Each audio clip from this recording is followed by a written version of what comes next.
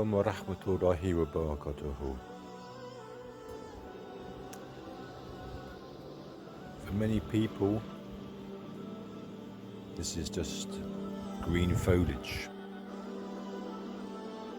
But the more you practice with the sit spot, which is the early exercises I'm trying to get you to do, the more that you move into the right brain hemisphere, the more that you study, the more that you connect with the Quran, the more that you connect to the Al-Quran Taqweeni, the more that you go into deep tafakkur. Even if it's 5 minutes of the day, I explain to you that inshallah ta'ala, and you rise in these steps, 4 key levels of deep Islamic contemplation that the ulama tell us about.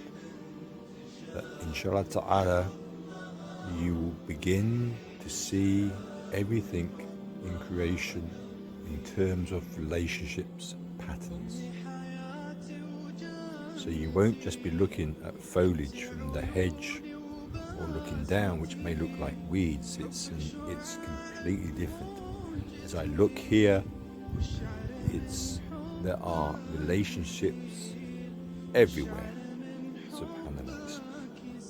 You've got the beautiful colours, the different textures of the greens, but this is just the first level. Really, from Islamic contemplation, moving up to the second level.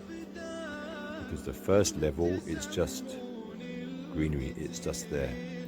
But the second level is looking at the textures, observing perhaps the species of what is here, the biology. You begin to understand it. I need to know more. Then we move into the ecology. The science of ecology is about relationships. And then we add on the human side, which is the human ecology.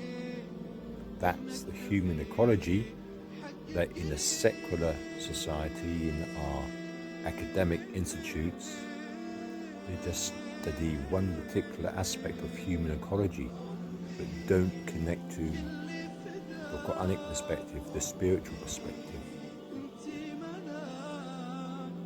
Because science, to the secular society, to the Western society, which is a linear reductionist Descartes perception of the world, that the natural world is just a machine. It's there to be used and be abused. It's just there in its parts. It cannot be connected. It has no meaning. Every flower, every leaf has meaning. This is the language of nature that we need to be able to read. And here, just in this small area here, are the universal laws, the sunnah of Allah subhanahu wa ta'ala, which are there in the Quran. Just like when we read the Quran, alif ba ta, every letter has meaning, it has shape, has patterns. Every letter, every word, every surah, every ayat has meaning. And this is what we need to do in the outdoor madrasa, which is this particular project. But apart from that, this is how we need to bring our youth, the next generation, the future Khalifa, inshallah ta'ala, alive. The Quran today in the maktab and the madrasa has no meaning. We are reading the Quran and we're getting screamed at and shouted at, memorize, and we have no understanding of what we are learning. Can we then wonder why our children and our youth are more connected to the secular schools? Because they understand it has meaning rather than the Islamic sciences. Because sadly, even our ulama have been conditioned to teach in the same way as this reductionist, this Descartes linear method.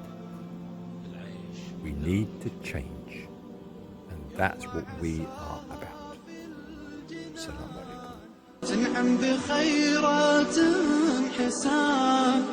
وتبدل أيام